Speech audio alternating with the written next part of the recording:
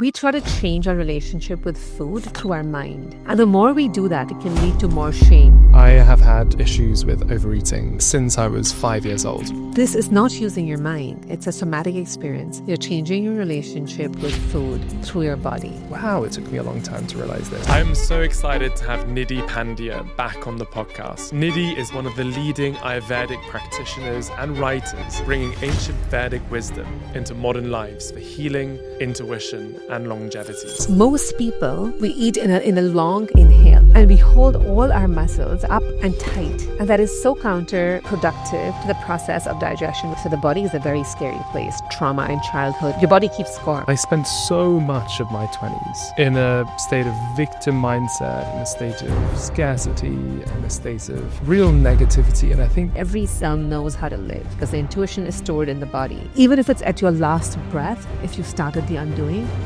sometimes. The future looks amazing, but also a little scary. If you, just like me, want to have an honest outlook of what the next chapter could look like and how best to prepare for that, I ask for one simple favor: subscribe, so I can invite the brightest minds on this podcast and get those answers for both you and I. Enjoy the episode. Nidhi, it's so great to have you back on the Beyond Tomorrow podcast. It is so good to be here, Julian. This is one of my favorites. You are one of my favorite people to talk to. So I am so glad that we're doing this again. Thank you. Ayurveda when it comes to food. Explain to me a few tricks and also how I should be viewing my food as well. Absolutely. So Julian, I'm going to tell you what you're eating, right? So you're eating what I call an Ayurvedic tostada. It has a corn tortilla with some beans and veggies, just a little drizzle of cheese and some lettuce on it. And you could look at this and argue that, hey, this is not Indian. This is, Mexican, South American, or this is not Ayurvedic. But the truth is that for any food to be Ayurvedic, it doesn't have to be Indian. Ayurveda is the science of life. And Ayurvedic food is Ayurvedic because of a few principles. And you could be eating in Japan and having a traditional cuisine. You could be in South America. You could be at the Antarctica, as long as you have these principles in place. So what are those principles? Food has to be cooked. Food has to be consumed warm, cooked with good fats and spices. And they all have a role. The warm and the cooked aspect, the cooking makes it easier. We are warm-blooded beings, and metabolism is a warm process to begin with. So if you were to eat cold food and then that cools your gut down, and then for it to kind of really get to a place where it starts to break down, you're kind of creating distance from eating to breaking down, and you don't want to do that. So it has to be warm. Spices are important again because they help breaking down the food, but they also serve as antioxidants because the digestion process leaves free radicals in your body. The cooking process leaves free radicals, toxic metabolites in your food when you're cooking. The spices are essentially the antioxidants, and they have a lot of other benefits. And good fats are extremely important, again, because they serve as a fuel for all of this madness to happen, right? Just as you couldn't cook potatoes without a good fat, they'd be so dry and it takes so long. Similarly, we need fat as a fuel for the whole metabolic process to be kicked off in the system.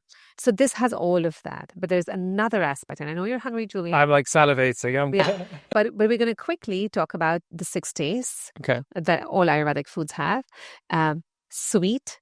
And sweet is not like sugar. Sweet is like complex carbohydrates, like any grain. This has corn tortilla. This is essential material for your body to build new tissue. Second is sour. That kind of builds up the appetite. Just as sour foods make you salivate. If you think of lemon juice, you're going to salivate. And I'm testing your patience even more. So the sour taste is important to activate digestive enzymes. The salty taste, again, supports the breakdown of foods. Then pungent, which is with the spices. We talked about the benefits of that. Bitter, like the lettuce, leafy greens comes under the bitter taste. And that kind of cools the whole metabolic process down by the end. And then dry. And this corn tortilla is fairly dry. So astringent is also very important. The beans are astringent as well. And that kind of seals the deal and, kind of calms the digestion down. So this has all the 6 tastes. And once again, the food doesn't have to be Indian for it to be Ayurvedic. So I'm excited for you to take a bite. So you take a bite, Julian, the way you would eat food. And then I'll tell you how you would eat it when you would bring an Ayurvedic mindset to it. Okay, cool. Can I use my hands? Yeah. Sure. It's beautiful. I'm getting the oil. I'm getting the moistness as well. Okay, beautiful. Amazing. So then let me tell you how I have this one method of eating, which really regulates your appetite, enhances your digestion, activates, I mean, there's no research done on it, but when you look back at what activates your GLP-1, the slowing down process. But I'm not going to ask you to just slow down, but the process of eating your food is you take a bite, and I want you to place your hands away on your lap. So it's not on your plate. You're not getting ready for the next bite. And then before you swallow the morsel that's in your mouth, you want to notice the texture. So you want to become really aware of the texture. Okay. And before you go for that second bite, or while you're going for that second bite, I want you to make sure that you have exhaled through your nose. Most people, we eat in a long inhale. And we hold all our muscles, our esophagus, our abdominal muscles, up and tight. And that is so counterproductive to the process of digestion, which is a downward process. And the more relaxed your body is, the better your digestion is going to be, because your body is going to go into the parasympathetic mode, which is also the rest and digest mode. So you want to be digesting. So just that one exhale can be a game changer. So let's try it. And it doesn't have to be a loud exhale, right? Like nobody has to even notice it, but you're just making sure that you're not holding your breath. It's so interesting, the act of putting their hands on my lap. Yeah. Because usually I'm already thinking about the 3 more bites that are coming after. Yeah. And so it kind of allows you to pause naturally. I'm not saying this because you just said it. Yeah. But it's almost like a surrender. It's like, I'm letting go. Everything is fine. I'm safe. I don't know when my next meal is going to come. It actually puts me into a state of everything is okay. I think we talked about this in a previous episode, but when you think about the ancestors, right? My great-grandparents were part of a famine that killed, half of Lebanon, right? And so it's in somewhere in the cells. Yeah, for knowing sure. the importance of food, like this, the privilege and the gratitude I have for having food in front of me. Oh my God. Yeah. So that scarcity kind of gets carried on to the DNA as well, right? Like I'm assuming so. for sure. And what I find remarkable is that our first relationship with food for most people, if you're lucky, is at the mother's breast. And that is such a relaxing experience for the baby, for the mother. It releases oxytocin. It is so intimate. It is so loving. And somewhere along the way, we start abusing food. So the most loving relationship at the mother's breast now becomes slightly abusive. And while you're eating, I'll say this as well, right, Julian, is that we try to change our relationship with food through our mind. And the more we do that, right, like behavioral change is very hard. Because you're using your mind, you're saying, I'm going to change a certain behavior. And especially with food, it can lead to more shame. Because here you're psyching yourself that, oh my God, eat this way. And then you don't, because we've used food as a coping mechanism for so long, most people. And then they get into this pattern of shame, and then that kind of leads into this binge and deprivation, binge, shame, and then deprivation again, and high cortisol, which again fools the body that you're hungry. So it's a very vicious circle. So instead of that, this is not using your mind. It's somatic. It's a somatic experience. You're changing your relationship with food through your body. This is fascinating. I have had issues with overeating since I was 5 years old. I remember when I was 5, I took pleasure in knowing that I could eat faster than any of my friends. And I would celebrate in that. And I would eat so much, and I still do. I've gained 20 pounds, 8 kilos in the last year. Julian, I really would want you to try this. Honestly, I've had clients who've done everything and they're like, it's impossible. It's impossible for us to lose weight. And they found a remarkable difference because the satiety increases. You don't really measure how much you eat, but your body gives you a signal and you're not craving. I mean, people are messaging me like, what's going on? I don't feel that hungry anymore. I don't want so. You're essentially changing the relationship with your meals. You're not using your mind anymore. Sometimes new habits are really hard to build. I feel like this is quite an easy one because it's, as you say, somatic. It's like putting your hands and allowing the body to guide rather than the mind, right? Exactly. We're so much in our heads usually that if we're trying to change something through the brain, it's the neuroplasticity is a bit more stubborn, but it's much harder. But this is remarkable, Julian. I mean, I'll tell you 1 week of doing this, and you notice a difference in everything just in a week. And Julian was like, I'll take a big bite now so that I don't have to do this twice. We are sitting in your beautiful apartment in New York, which is possibly the fastest place on earth, and at times can feel like the most disconnected places. So much of being intuitive is getting into your body. So first of all, I want to acknowledge, right, that living in New York, no matter which way you put it, You're waiting for the elevator. You're timing yourself constantly. You're looking at what time is your train leaving, what time you have to be somewhere. And just that process of doing that makes you less present, right? Makes you less present in the moment today because you're constantly planning. And that constant planning and being less present means less flow. And less flow means less intuition. So anybody who lives in the city, I completely acknowledge that it is definitely a challenge to stay connected to yourself. So that's first, right? But then how do you continue to live in the city and continue to have access to your intuition? So, Julian, it's a constant struggle, but it's also a fun challenge. And I want to talk about some of the tools that really, really work for me. And I will say that it doesn't work through your mind, right? In your instinct and your intellect are actually quite the opposite. One of the reasons why we have lost touch with our instincts and our intuition is because we're overly intellectual. There are other animals and species on the planet that have access to their instinct. They know, yes, they can sense and they can take cues from their environment much better than we can. And you can say that, hey, for example, I'm going to go back to the example of the deer. That a deer intuitively knows that it grazes on grass, right? It doesn't need an expert. And if we were human beings, we would call that intuition. I mean, for the deer, it's his instinct, it's his wisdom, it's what he knows how to do. Yeah. So we definitely have the power to go back here, and our intellect, which also makes us human beings, can backfire and we lose intuition. So I definitely don't like to use the mind to come back to the body. But I like to use the body, right? Because the intuition is stored in the body. It's a cellular memory. Every cell knows how to live. So how do you go back there? And coming back to what I call the contact points, right? Coming back to the body. So where are your fingers touching each other? How is your hair falling? You could be in the elevator. You could be waiting for a train or a bus, and just reconnect with every part of your body that's touching something or even each other. Like your fingers are touching each other, your toes are touching each other. As I'm talking to you, I'm noticing how the fabric of my dress sits on my skin, how my eyes are open, if I can feel my eyelashes, how my lips touch each other when I talk. So that's very, very easy. Sometimes even if you're passing things on in the busiest moments of my life or the busiest times, that's what I rely upon. It doesn't take any extra time because it brings you in the present right away. But the other thing is getting into your breath as well.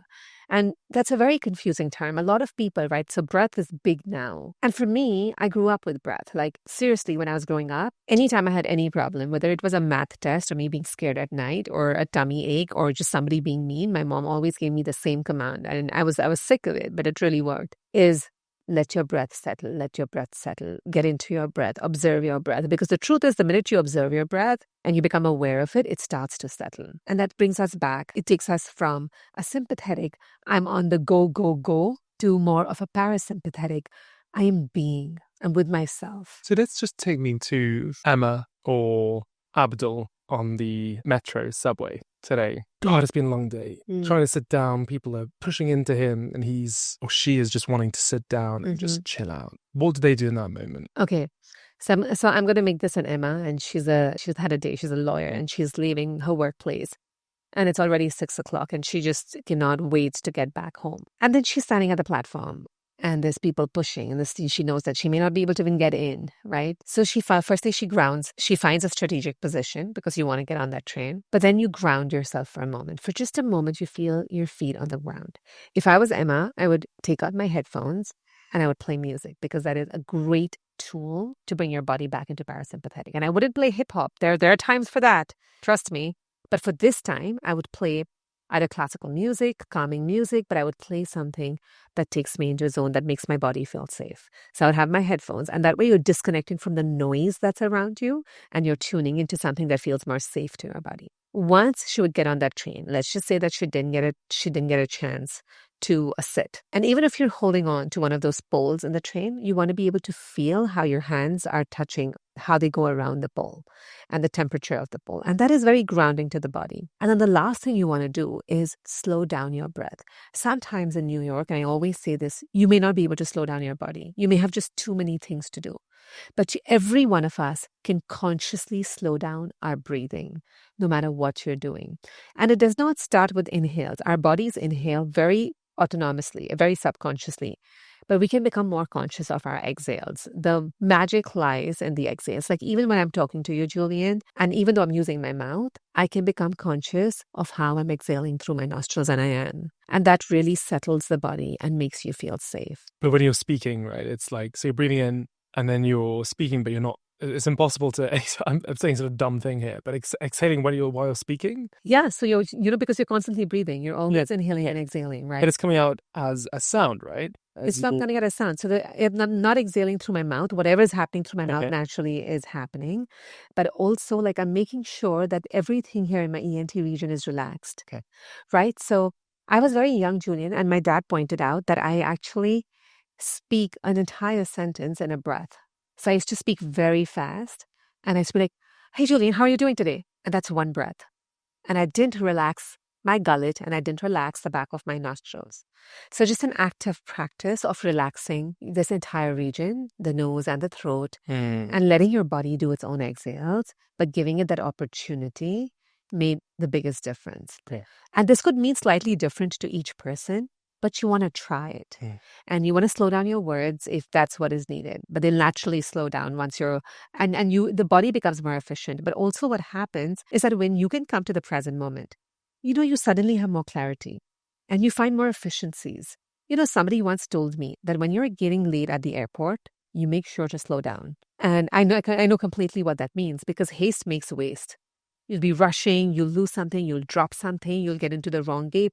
Because when we are in stress, we kind of lose a whole part of our brain, which allows us to make these rational decisions, right? Like Dan Siegel has this model that when you're in stress, like this is an integrated brain, it's a safe brain. But when you're feeling stressed, it's like this. It kind of loses the rational part of our brain, the prefrontal cortex. So what you're saying is we go into, is it hyper-focus? Not always hyper-focus. The time slows down because we're trying to be more alert? Or? Yes. Okay. Time slows down, you have more efficiencies, you move more gracefully, you're more present, you're more efficient. When you're aroused, nobody can make the best decisions. Like one of my biggest principles is don't make decisions when you're emotionally aroused. What do you mean by aroused? Triggered by something. Oh, okay.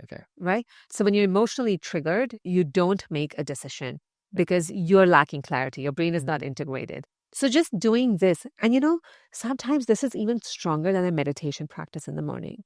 If you're meditating for 1 hour in the morning, but you cannot carry it to your day, it's not going to work for you. It's not going to benefit. And that's why people are like, I've been meditating for 6 years and I'm still as short-tempered as I was. But having multiple moments in the day, right? Like you're in the shower, or like touching the shampoo bottle, just see how that touches your skin and you take an exhale. Or you're stepping out for work and you're putting on your shoes and you're becoming a little mindful of how you're tying your laces. So you want to have several checkpoints in the day. You take it lightly. It's not like, oh my God, checkpoint, but you want to just have those. You want to have this constant practice that whenever life allows you a spare moment, you come back to the breath and you come back to the body.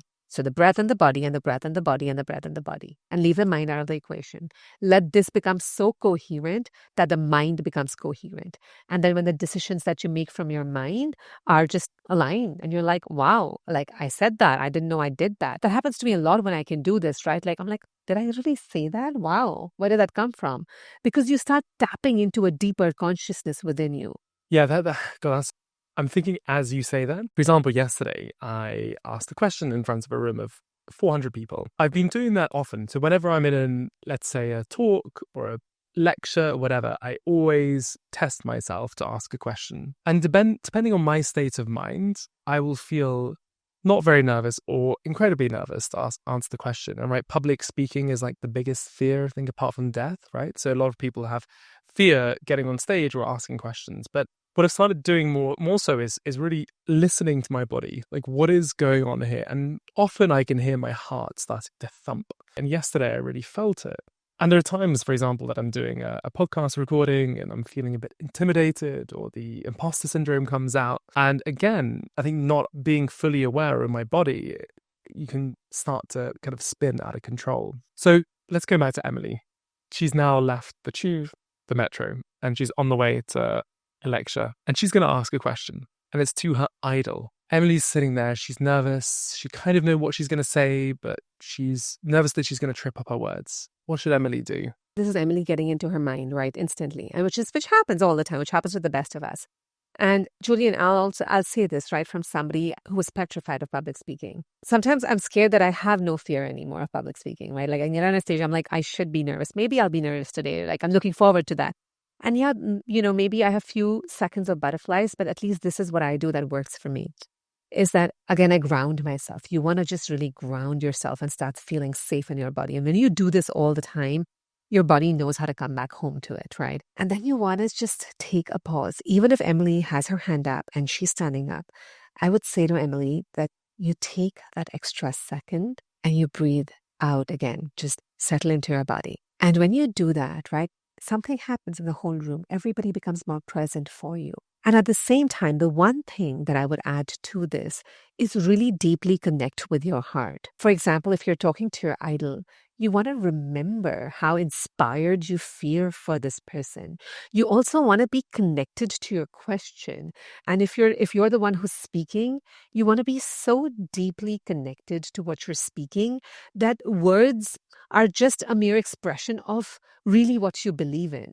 When you stand, when the belief, when your wisdom feels much more powerful than the words, then the words just come out. They're an extension. Honestly, I can cry every day with my aha moments with Ayurveda. Like, I'm like, how did they know this? Right? So I always have to remember that, no matter whom I'm speaking with, rather than anything outside. And that to me is so powerful. So for Emily, her question and really what it means to her, how deep is her curiosity? Where does it rest in her body? And she doesn't have to find the exact location, but just by being connected to the body, she has access to whatever that space is without even knowing, like, is it in my gut? Is it in my heart? But she's just connected to her body, and the deep curiosity. And then she asks a question. And trust me, even one time of doing this can feel so different that you'll notice that maybe this is worth giving more shots to. Yeah, I'm hearing a gratitude in that moment. It's so important to tap into because it also gets us out of our heads. Like, what is happening at a physiological level that in that moment when we're feeling grateful, curious, that gets us out of our heads? Yeah. And that is the biggest, I feel like the biggest heart opener is gratitude, deep, deep compassion, awe, and wonder. And like we disconnect from our prefrontal cortex. We disconnect from this part, which is thinking and making analytical decisions. And instead, we go to the back of our brain, our emotional brain, and our heart comes alive. And the body, of course, goes back into parasympathetic. And when you talk about chakras, right, like the biggest chakras, like your heart opens up literally when you feel gratitude. And in that state, right, like a Vedic sage could argue that you're in oneness with the universe. And your memory, your recall, all of this is enhanced, becomes much, much better. In fact, that is the state to manifest, right? So it makes complete sense when somebody says you become one with the universe, is because that is the state where there is no differentiation, where there's no difference. When you're vibrating at that level of source, that's when we can create. And that vibration can only happen, that EMF, electromagnetic field, can happen when you have those higher states like gratitude. And this has been measured. Like, there are doctors like Dr. Joe Dispenza who's actually done work to prove this, even though the Vedic sages and scientists have been saying this for 5,000 years or more. Of course, today we want everything to be evidence-based, and that's a very fair ask. So I'm so glad that work has been done in this field. One more thing, Julian, that I might suggest, and I suggest this every time before I teach a class, I tell people not to take too many notes. I said, if you want to take notes, you can come back to it. If there is something, I said, you want to only write the connections you made. So I tell people to relax the front of their brows, right? I tell them to lean back a little bit, not so much that they fall asleep, but they basically lean back a little bit. Again, settle into their breath, just feel like they're curiously listening to a child. And one of the ways that I like to teach is also to provide more connection, awe, and wonder, like what's happening outside in the world that's happening inside in the body, for example. And when you can make connections, right, you remember. Ayurveda is also remembrance of how we were supposed. If deer know, if owls know, if worms know how to live, how did we forget how to live? So we're just remembering, we're going back to what our cells already know. And when you can make these connections and have those aha moments, the neuroplasticity is at another level altogether. You kind of lock in what you've learned. You lock it in right there. It becomes so subconscious. Like, for example, once you experience gravity, right? Like a little baby experiences gravity once or twice, dropped something from their hand. Nobody needs to teach them gravity. It's an experience. They've made the connection. They said, if I let go of this toy, it falls on the floor. That's a connection that's made. And now there's no practice required to keep holding that object. Similarly, when we learn through awe, connection, gratitude, wonder, when we stay in that state, we channeled something deeper within us. Anything that you're saying is just a mere channeling. So I would tell Emily, yes, to feel that gratitude, to come back to a safe place, but to also like relax her face a little bit and sink into that and let the words come out of her mouth. I was speaking to a friend about this yesterday, and it's been just a massive, like, wow. But I spent so much of my 20s and before, but especially my 20s, in a state of victim mindset, in a state of scarcity, in a state of real negativity. And I think it's, first of all, this whole idea that we can change our mindset any day, even when we're in our 70s, right? The nature of neuroplasticity, I think that's something that has been a huge breakthrough for me, especially over the last year. And I think plant medicine and a few other practices have really helped kind of accelerate that. But it's also like a bit of, I would say, mourning. Like I'm like, wow, it took me a long time to realize this. And thank God I got there. But it's also like definitely inviting the listeners just to think about, we can change. And when we notice that change, as you say, with gravity and the baby, it's like that coming home that we've talked about before. It's like, Yeah. I'm here. And it has this kind of weird familiarity to it. It's emotional. It's like you say, like you feel the tears or Yeah. and knowing that this has always been the case. Yeah. And I love that you said that this is emotional, Julian, right? Because even when we go back to our childhood, and I am accused by my family of remembering every little detail. Like I remember every detail from everybody's life because I felt a lot. I felt a lot of feelings. The more you feel, the more you remember. And that's why, like, the more emotional and experiences and awe, wonder, gratitude, this is so emotional, right? Like when you feel it, then your memory changes. The way you internalize things change.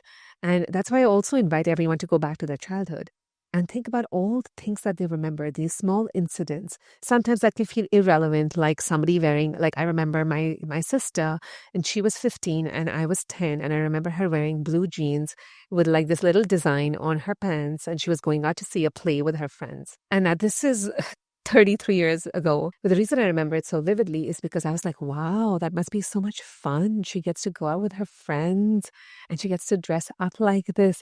And like that left such an impression in my emotional memory that it stayed with me, right? So I love that you said that it's emotional. Anything that connects, that integrates, has an emotional component to it. So in a way, we want to wear our heart on our sleeves, and we want to be able to feel all of that. And we want to be able to feel everything.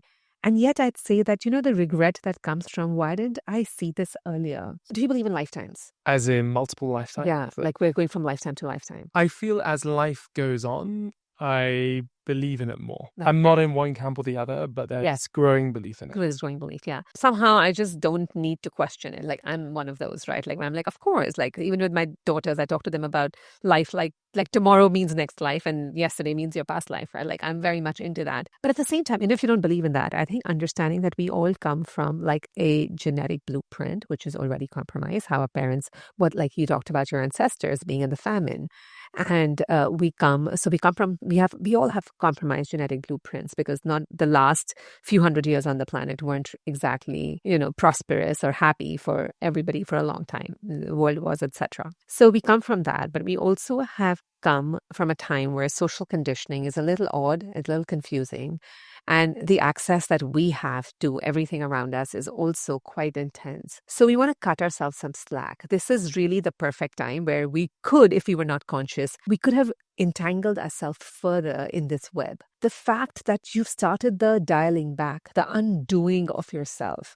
And I always have to remind this to myself, the fact that I'm undoing something in this lifetime is enough. The process has started.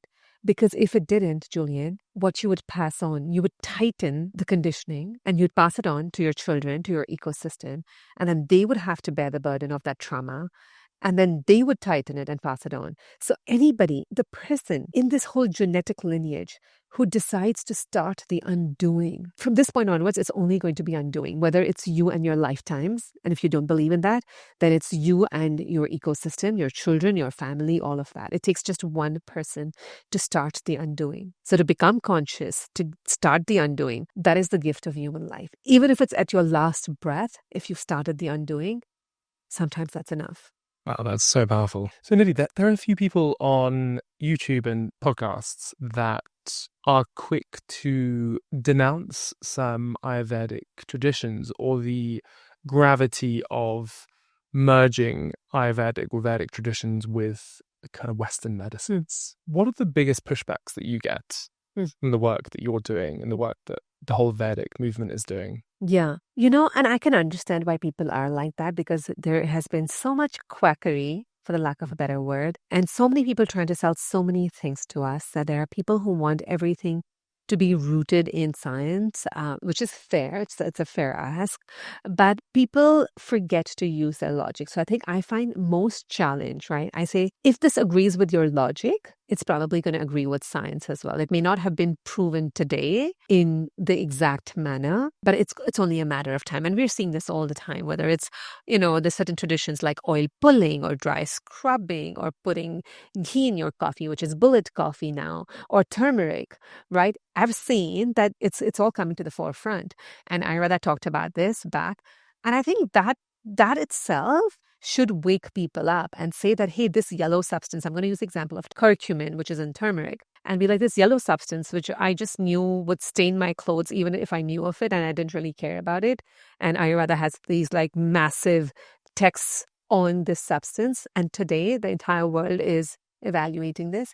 They found, like I have a friend who's a biologist, PhD from Harvard, and she actually left all of that because when she was doing her research and she realized she was studying certain types of cancers, genetic cancers, and she realized there was only one substance that they were studying that could actually change those epigenetics. And it was curcumin. And now she's all about spices now. She's given up what she does. So this is just one example. So I think people should wake up thinking about the fact that, look, a lot of what Ayurveda has said has come into mainstream science. Not everything has been proven yet. But whatever has not been proven, if it agrees with your logical brain, right, if it makes sense to you logically, that's the first science. And you want to be able to take that in. So there are people who are unable to do that. And they're usually people who are living in tremendous fear and tremendous lack of trust in themselves. I am sad for them, to be honest with you. For them, I'd rather just work on starting to feel safe in your body and making those connections. It's Dr. Mike. I don't know if you've heard of him, but I don't particularly like his energy. I'm just going to put it out there. I think he's actually quite closed off in his chakras, whatever you want to call it. And I feel he's pretty dismissive. And unfortunately, there's a huge community behind him that love every word he says. And, I'll go back to what Dr. Jordan Schlaen, who's one of the top concierge functional medicine doctors, mentioned to me on one of our first episodes, which was science is the most accurate version of the truth today. Mm-hmm. But what we often find is that what is true today is not true in 5 years' time. It's not true in 10 years' time. You see that with every other fad that has come about, or things that doctors told us to do. In the UK, we've had 5 a day, veg and fruit. It's just this easy way to describe something to the masses. And often, because of the nature of how expensive clinical trials are, it takes years for something to be proven the truth in science. And I've got to caveat this in saying, seek medical advice if you do anything. So what would you say to someone like Dr. Mike, who is quick to dismiss? So yeah, I was going to be on his podcast March 5th. Really? And we were all set up and I signed, that's the only podcast that make you sign so many documents. And then we were not sure about how that's going to go. And then luckily he was traveling and we had to reschedule, but then we didn't reschedule because I wasn't feeling great about it. Yeah. But part of me also wanted to be on that show. But then I said, I don't want to win any argument because the truth is, right? Look, if you're wearing blinders, you cannot see the other side. I can tell you that there's like this and there's a wall on the other side and it's shining and this is happening, but you cannot see it. And when you cannot see it, it's a futile experiment for me to try to keep telling you that. So there are people who have this particular lens and they only look at information in a certain way. And there's him and there's several others who are like that. What I can say, Julian, is I've seen too many times in my own life, people have moved over to the other side, but it's never because somebody try to convince them. It's because they've had a life experience and they've just said, okay, fine, I'm just going to try something, but I'm not going to tell anybody about it because they'll think that I'm going back on my word. And they've had a transformation. I want to give you an example of about 15 years ago, I went to see one of my closest friends in Colorado, and her husband is this, COPD lung specialist. And he's very by the books. And here I'm talking to my friend, and she has this crazy acid reflux, etc., etc. And she's like, oh, Nidhi, I went for this doctor and I went to that doctor and I want to conceive, I want to have a baby, but I'm feeling like this. And then I'm like, Shivani, don't trust all these doctors. I'm telling this can work. And I said something. And he heard me saying that, don't trust all these doctors, right? It was a casual. My goodness, he came to us and he was like, did you just say don't trust these doctors? Then he went off on a rant. He was like, because of quacks like you who, we have patience. And I can understand where he's coming from. I can understand where he's coming from a little bit, right? Because, he's probably seen people who've been burnt because they went to specialists in alternative medicine who really didn't know as well. But he went off the deep end. And luckily I was flying out to New York the next morning. So I'm like, okay, this is okay. Anyways, come now, Julian, he's doing this whole food eating. him and his wife and Shivani, like my friend has been messaging me. She's like, how did I lose 6 pounds in 2 weeks? This has not happened, Nidhi. There's something going on. Maybe I'm sick, but how can this method work so well? Right. And then she's like, her husband, Sama, is doing it as well. And there's a lot of other things, right? Like they've gone vegan, but I'm like, you got to keep the ghee, and he keeps the ghee. And he's seeing more and more over 15 years, not because I said anything, because he's seen how science has changed what it said. He's had some experiences where he's seen that his father, who has a neurodegenerative disorder, has benefited from some of this. So I don't push too hard personally, right? And that's the other reason why I was not so excited to go to Dr. Mike's podcast, because I don't want to push that hard, because you're not going to see it when you're wearing blinders. It's only when you decide to take them out. Look, like sugar was first advertised as like 1 spoon keeps you satisfied, keeps your waist slim because you don't eat anymore. Tapeworms were marketed for weight loss, and plastic was this great sustainable material. And, cocaine drops were given to babies for toothache. Come on. I'm like, if it hasn't seen its life from cradle to grave at least 2 times around, I'm not buying into it. So COVID changed everything. For me personally, it changed a lot because I believed everything, and a lot of people believed everything they were being told. And I go back, and it's, again, massively caveating everything I'm saying. Being able to decipher who is really genuinely someone to speak to, I think it's a really important thing. Because when you see a physician in the US, when you see a doctor in the UK or elsewhere, they are qualified and they've done the relevant qualifications, right? And I think when you notice something with chiropractors, I saw a chiropractor for 6-7 years. I've always gone to the best. They're not necessarily the most expensive. They're actually well priced, offered, but I seek the best, and they've done wonders for me as well. And so it's about being discerning and saying, this person is the right person to work with. That's a hard thing to measure as well. That is a hard thing. And it requires both mind and heart. So for sure, right? Like you can't just be too much in your head and then you'll never know. But you also can't just be too much with your feelings, For all you know, like because you like The Office and your body is feeling safe. You're like, oh, this is a whole body. Yes, it's not. So I think always looking at how many years they worked for, what type of conditions, how deeply are they listening, what solutions are they offering. For me, are they going into your causes? Are they curious about what is creating this condition? Are they able to make connections? I think that goes a really long way. When I feel understood really well, by a practitioner, like I've had a chiropractor as well, and I've seen a few of them to find who works for me. And when somebody's like, oh, herniated disc, okay, stand here, I'm going to do this, versus when somebody's been able to really pick which points hurt and be like, oh, this hurts, this must hurt, this must feel good, And then I'm like, oh, you understand what's happening in my body. And I think for that, you need to again be present in that room, not too scared of like, what if this is not the right person? You need to be present for the exchange you're having. And then before you actually see the person, I think you want to do your homework for how long they're working, how many patients they've seen. And you may not ask this question directly, but you want to get a sense of that assessment. God, you've hit on a really important point there, which is people just want to feel understood. And I think often when people decide the current system, the status quo isn't working for me, it's because they don't feel understood by the system. I see doctor, I see a NHS physio, and I still feel unwell. So I need to go and figure out what the hell is going on with me. I had Erica Schlick, I think her name is, on the podcast recently, who went through her own battle with Lyme disease. And she wasn't diagnosed for like 2 years. And she went on such a journey to figure out what was wrong with her. She tried everything under the sun. So it's when you feel like someone understands you and really sees you, that's when the trust starts to build.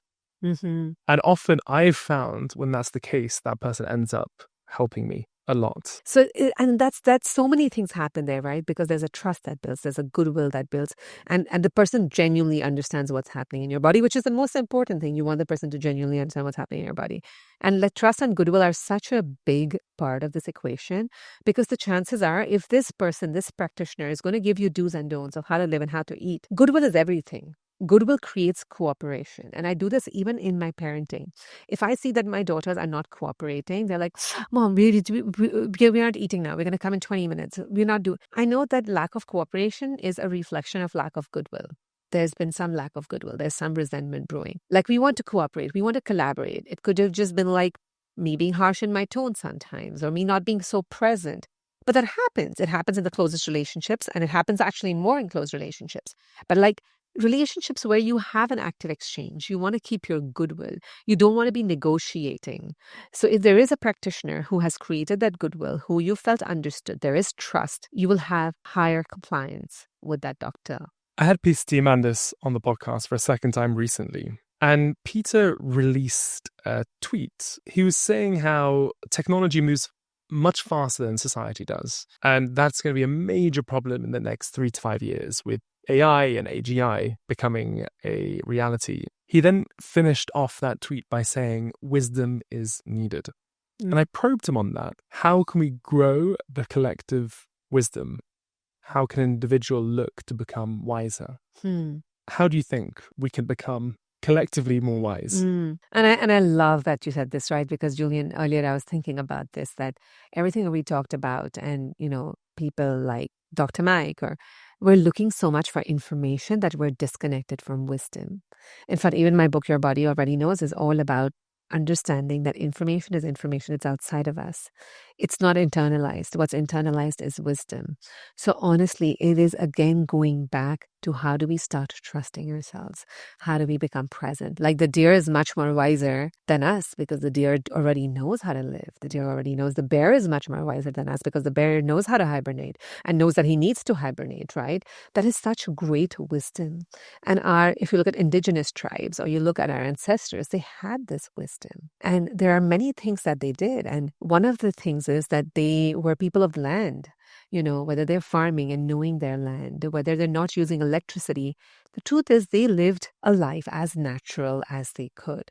So I'm not saying that we all need to step out of our homes and move to farmland. But while living here, for me, living here in Manhattan, on the Upper East Side, 14th floor, high story with all buildings around, I can still choose to create at least a rhythm in my day which mimics what my ancestors did, which means, how do I start slowing down when it's the evening? How do I start living with the intelligence of the seasons? How do I start living with the intelligence of my own cycles, right? Like, for a woman, our menstrual cycles are seasons in our body. How do I start living with the intelligence of my season throughout my life? Like, childhood is a building season. Youth is like a reproductive, transformative season. And then there is like an autumn and winter when you're getting older. So how do you go back into living with the intelligence of how human life and human patterns exist? And while that's a larger, more macro theme, all of this still goes back to creating that coherence with your breath and your body. Julian, people do yoga, right? I've seen this so many times in my practice. People like work out, go to the gym, runners, Pilates, all of it. Great, super, great, good for you. And suddenly they go to a yoga class and then they're like, that changed my life. And what's the difference? Like, people have asked me, like, what's the difference? Why did I feel this way in Pilates, which essentially some of the movements are the same? But the truth is, when you coordinate your movement and your breath, and you become really mindful of where your body is moving, what it's touching, and how you're breathing while that is happening. So going back to what we recommended for Emily right at the start, and you don't have to do yoga on a mat, you can do yoga anywhere. The meaning of yoga is union, is joining, connecting back with yourself. And that's the reason why a yoga class, how can it transform your life outside the mat? But it does. People are like, I had clarity, I had more patience, I broke up with my old boyfriend, I realized I wanted to do a new job, that I was burning out. Because for that moment in the mat, you become Newton to your life.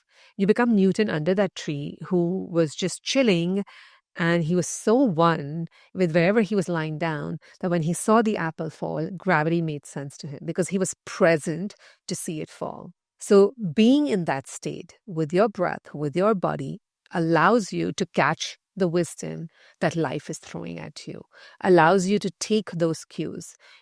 Helen Keller, she was blind, but she was able to tell from a mile who was coming. She could read the sound because she had to be so present with her senses. She had to be so present for her ecosystem.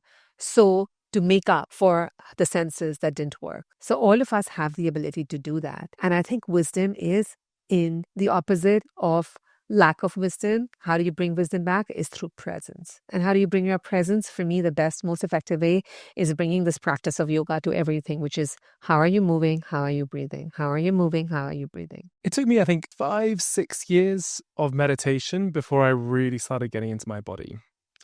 And yoga, probably a bit less time. But I think what I'm trying to say from that is it's not as simple as going and doing hot yoga right now in Manhattan or in London, right? It's difficult to get present. It's difficult to slow down time and be in your body. Where do people start? Yeah. And I say, I grew up in a family where I was exposed to yoga when I was 8 years old.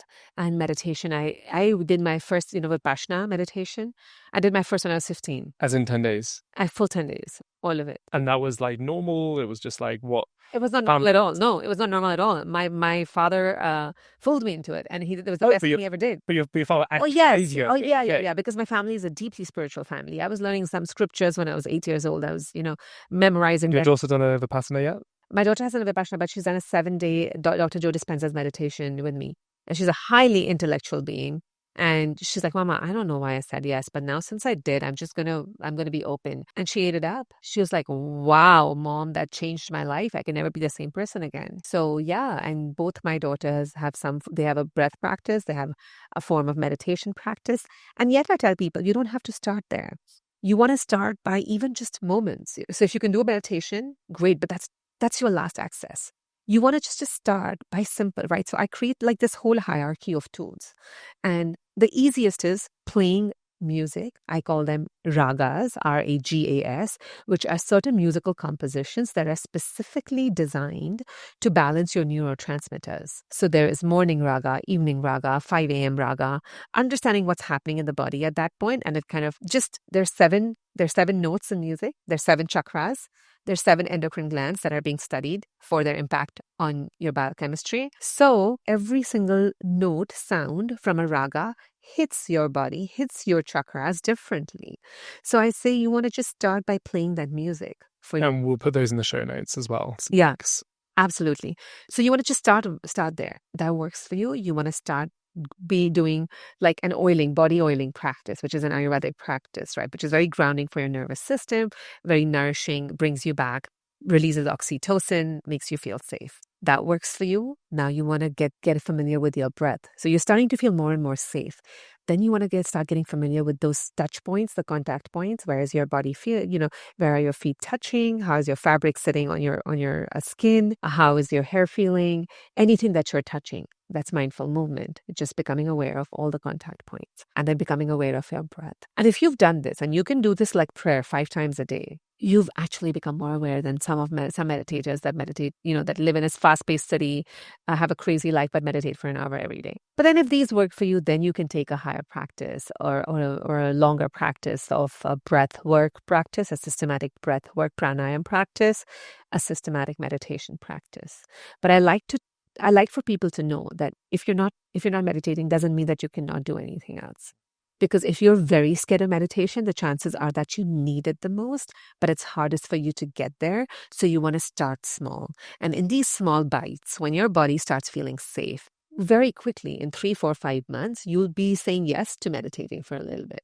When you're saying safe, unsafe, someone's scared of meditation, what are they scared of? They haven't processed their experiences in their body. So the body is a very scary place. Trauma in childhood, everything gets like, your body keeps score, right? So every time you have to disconnect from the outside world, distraction is what we use as a coping mechanism. So distracting ourselves keeps us happy. We don't have to face our reality. We're looking at Instagram Reels. We're looking at TikTok. We're talking to people. We're eating food.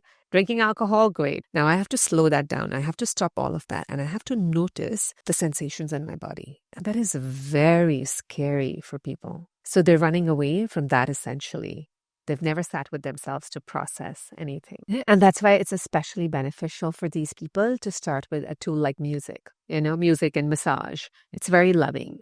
And it starts creating that safety within the body. I found sound baths like so transformational to the point now where I go into like almost a lucid state. When I used to think of sound baths like, God, it's bloody boring, isn't it? Just like sitting there and all this, and I get in my head and I'm just like, what? But now as I get more and more into my body and I feel how the music passes through the body and actually moves energy and all that, and we are so disconnected. I feel like, even again talking about Dr. Mike, like I feel when I read his comments and I see how he talks to people, I see such a disconnect. I feel like I just want to go back and study medicine at university just so I can actually say, I've done all these exams and I can put the whatever medical advice certificate or whatever. But it's like, there is just a bit of a disconnect right now between physicians who are very much still sticking to how things have been done and physicians who are now looking at things more functionally and looking at things more holistically as well. Yeah, so true. And I think, Julia, it's so important to have a kind approach no matter what camp you're in, And I think when there's not kindness, there's lack of ease, and lack of ease leads to disease, So I don't see, when I see somebody with an unkind approach, when an unkind attitude for another person's way or an unkind way of saying things, it's not creating healing. No. You can treat somebody, somebody has a wound, you can treat the person. You cannot create healing. Healing is much deeper. It's physical and emotional, and it's possible. It's possible to use every single discomfort or disease as a portal for greater transformation. Like, that's one of the biggest things in my work. I'm like, you come with me with your discomfort or your disease, any condition, and let's use this. This is a gateway into larger healing. Nidhi, what is your biggest fear in life? I think my biggest fear in life is of living a life that is not true, authentic, dying, feeling unfulfilled. And what does fulfillment mean to you? Is living in this presence, living with the undoing of myself. So I think I view my life's journey as a constant undoing. So it's an undoing within, which allows for creation outside, a disentanglement within that allows for things to manifest outside. And there are days and months and years that I can be on that journey and everything feels magical and I'm always in awe and gratitude. And there are times, and like 2024 was definitely one of those years, where I felt more compromised in that presence. So if I were to get into that trap, right, Julian, I mean, I've had 14 years of my life when I first moved to the US where I was completely in the dark. I was completely unaware because I had to disconnect from how I was feeling because I was in a peculiar reality, which wasn't very comfortable. The only way to cope with that was to disconnect from my experiences and how I was feeling inside my body. That allowed me to kind of be in that uncomfortable situation without really feeling it. But my fear is to ever allow myself to go back in that space where I need to disconnect from my body. And I want to continue to be on this journey of undoing and creating outside as a result. Do you feel like, I sometimes feel in this space, this self-improvement space, this wellness space, that growth mindset, that there's just a constant wheel of how can I further myself? How can I remove this unease and strive for more? There's a bit of a disconnect with remaining present. For sure. And I'll tell you, it can be very drying. So I'll tell you, in the Ayurvedic understanding, when you're constantly, and that's why it's so important to find true joy. and find presence in joy as well. Because when you're present and you're joyful, you're automatically undoing because you're in a state of unity, you're a state of oneness. So it's not always using your mind to see what can I do better. The journey of undoing, being is also undoing. Not doing anything is also undoing. So the idea of like, I have to do this, I have to wake up at this time is actually not undoing. That's not undoing. And that's why I tell people, you don't want routines, you want rituals because you become present for rituals. So to remember to have this path of awareness with kindness allows you to be present for what's coming up. Right? And it's easier said than done. So while I'm talking about it, I know I have my challenges, but it's almost like looking at, oh my God, look, that felt so uncomfortable. But also doing things actively that bring sensory joy. Because when you get on this wheel of like constant magnifying glass to yourself, it can be a very drying experience. It's a burning out experience. And you lose the essence, the juice of life. So I tell even women who are 70, 80, 90 that I work with, you want to find something that brings you just joy in the present moment, something simple that allows you to come back and enjoy the world outside for what it is. So I think people who are on this spiritual path or path of growth don't necessarily have to disconnect from worldly experiences and joys. In fact, you want to be able to engage in them with more presence and mindfulness. So there's a difference in doing, racing versus being and treating that being as the undoing. Final question, back to Emily. I forgot to mention that Emily is going through the most difficult time in her life. And I want to take you back to the most difficult time of your life.